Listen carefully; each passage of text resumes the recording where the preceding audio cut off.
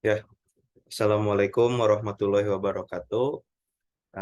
Selamat datang, nama saya Fikri Ikhlasun Amal. Saya dari Prodi Manajemen, Fakultas Ekonomi dan Bisnis, Universitas Buana Perjuangan Karawang. Di sini saya akan menjelaskan tentang bisnis model kanvas di suatu UMKM. Nah, sebelum kita masuk ke UMKM-nya,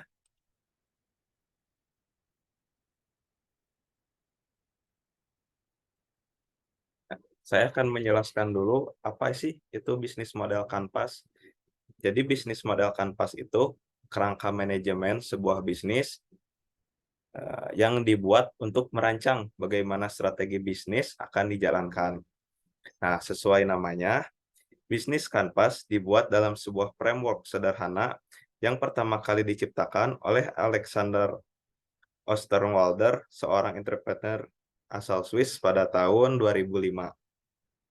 Dengan kerangka sederhana, bisnis model kanvas akan memudahkan teman-teman untuk melihat gambaran tentang sebuah ide bisnis dan rencana realisasinya dengan cepat. Nah, di dalam bisnis model kanvas itu ada 9 elemen penting. Nanti saya akan jelaskan satu persatu.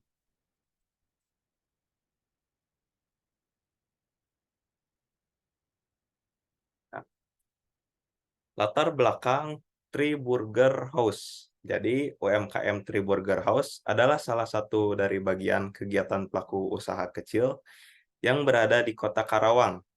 Three Burger House berfokus pada usaha bidang kuliner yang menyajikan burger khas rumahan. Yang kebanyakan burger di Kota Karawang adalah burger cepat saji. Nah, usaha ini didirikan sejak 6 tahun lalu, tepatnya pada tahun 2018. Setelah sang owner dari Three Burger House ini menyelesaikan studinya di salah satu kampus di Jakarta. Three Burger House ini beralamat di Jalan Jakarta, nomor 7 Karangpawitan, Kecamatan Karawang Barat, Jawa Barat. Nah, jadi usaha ini berfokus pada bidang kuliner, khususnya burger. Burger pada Three Burger pada Three Burger House ini dibuat dengan teknik rumahan atau biasa disebut dengan homemade. Nah, pemilik dari Three Burger House ini bernama Karafi yang memiliki ide untuk usaha Three Burger House ini dapat pada saat beliau masih duduk di bangku kuliah. Nah, di sini saya akan menjelaskan tentang 9 elemen penting bisnis model kanvas di Three Burger House. Nah, yang pertama itu adalah customer segment. Jadi customer segment itu atau biasa kita sebut segmentasi pelanggan.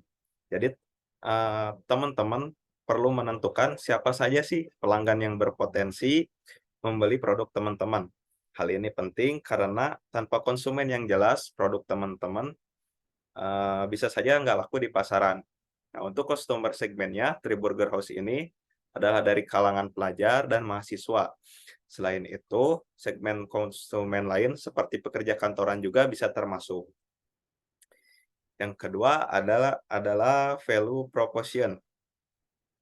Jadi, eh, value proposition itu yaitu nilai yang teman-teman tawarkan kepada konsumen yang akan menggunakan produk teman-teman. Nah, di sini itu bisnis makanan burger terbuat dari bahan-bahan pilihan yang berkualitas, khususnya patty atau daging yang isian utamanya. Jenis daging yang dipilih juga memiliki komposisi yang seimbang dan berprotein tinggi. Selain daging, ada juga isian lain seperti sayuran yang segar, roti berkualitas, dan tambahan keju. Sajian makanan ini memberikan rasa kualitas dengan harga yang terjangkau. Yang ketiga adalah channel. Jadi channel itu sebuah sarana interaksi antara pelanggan dengan bisnis teman-teman, baik untuk tujuan promosi atau membeli produk dan layanan teman-teman. Di sini itu kita ngambil salah satunya contohnya dari pihak promosi. Promosi dilakukan melalui berbagai macam platform media, mulai dari Instagram, TikTok, hingga layanan drive-food seperti GoFood, ShopeeFood, atau atau GrabFood. Yang keempat ada customer relationship. Jadi customer relationship itu eh, membantu teman-teman memilih strategi terbaik untuk berinteraksi dengan pelanggan. Strategi yang dimaksud itu bukan hanya saat produk teman-teman akan dipasarkan saja atau promosi, tapi juga untuk menanggapi komplain hingga menerapkan strategi customer retention agar customer tersebut terus membeli produk teman-teman. Nah, di sini demi terwujudnya jalinan hubungan yang baik dengan pelanggan, bisnis Three Burger House melakukan beberapa pendekatan seperti berinteraksi lewat media sosial hingga memberikan promo menarik. Yang kelima ada revenue stream. Jadi revenue stream itu sumber pendapatan bisnis teman-teman.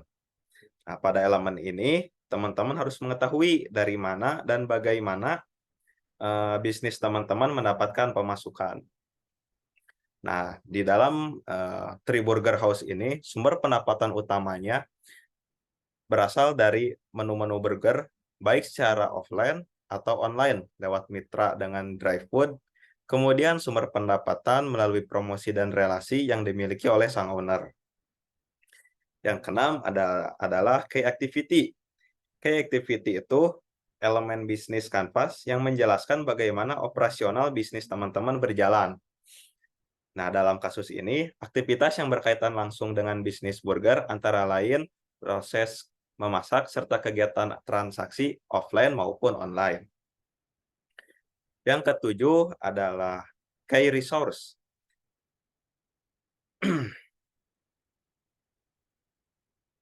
Setelah teman-teman mengetahui apa itu key activity, jawabannya adalah key resource. Teman-teman perlu menentukan sumber daya yang sesuai dan dibutuhkan dalam menjalankan aktivitas utama bisnis teman-teman. Nah, key resources di sini adalah sumber daya yang dibutuhkan untuk bisnis burger, antara lain seperti pegawai, peralatan memasak yang memadai, dan kasir untuk mencatat transaksi penjualan. Yang kedelapan adalah key partner. Key partner itu elemen ini menunjukkan daftar sumber daya di luar perusahaan yang teman-teman butuhkan agar model bisnis ini dapat berjalan dengan baik. Nah, di sini itu bisnis burger menjalin kerjasama dengan berbagai pihak yang ikut berkontribusi secara tidak langsung, mulai distributor, bahan utama burger, hingga para driver dari layanan GrabFood. Yang kesembilan yaitu elemen terakhir, yaitu adalah cost struktur. Bagian ini berisikan biaya yang teman-teman harus keluarkan untuk mengoperasikan bisnis teman-teman. Nah, di sini biaya operasional bisnis burger meliputi sewa tempat, tagihan listrik, gaji pegawai, dan pembelian bahan baku. Kemudian total pemasukan dalam bentuk 1 bulan dikurangi jumlah pengeluaran yang hasilnya nanti merupakan keuntungan bersih. Nah, ada 5 tips cara membuat bisnis model kanvas. Yang pertama, teman-teman mempelajari kompetitor. Mempelajari kompetitor bisa membantu teman-teman untuk mendapatkan wawasan dari keberhasilan atau kegagalan kompetitor di bisnis teman-teman. Yang kedua, sesuaikan dengan urutan elemen yang ada. Sebenarnya, semua elemen di dalam bisnis model kanvas itu penting. Namun, kalau teman-teman sudah merancang bisnis model kanvas dengan jelas, teman-teman akan tahu manakah yang menjadi prioritas dari 9 elemen yang ada. Yang ketiga, hubungkan setiap elemennya. Menghubungkan dapat mendukung satu sama lain sebagai strategi yang matang. Lalu yang keempat ada fokus pada kondisi sekarang. Teman-teman bisa merancang bisnis model konsep bisnis untuk masa depan menggunakan bisnis model kanvas. Namun kondisi kan bisa saja berubah, baik dari hadirnya kompetitor ataupun perubahan perilaku konsumen. Oleh karena itu, ketika merencanakan bisnis, fokuslah pada kondisi saat ini agar perhitungan strategi teman-teman lebih tepat. Yang terakhir adalah lakukan review. Jika semua elemen sudah terhubung, ada baiknya teman-teman melakukan pengecekan ulang. Apakah semua elemen sudah terhubung dengan tepat? Pastikan semua elemen di bagian kiri sampai bagian kanan itu sudah siap dan saling untuk mendukung. Nah, itulah hasil observasi bisnis model Kanvas UMKM Triburger House yang bisa saya sampaikan. Bila ada tutur kata yang kurang berkenan, saya minta maaf sebesar-besarnya. Terima kasih banyak. Wassalamualaikum warahmatullahi wabarakatuh.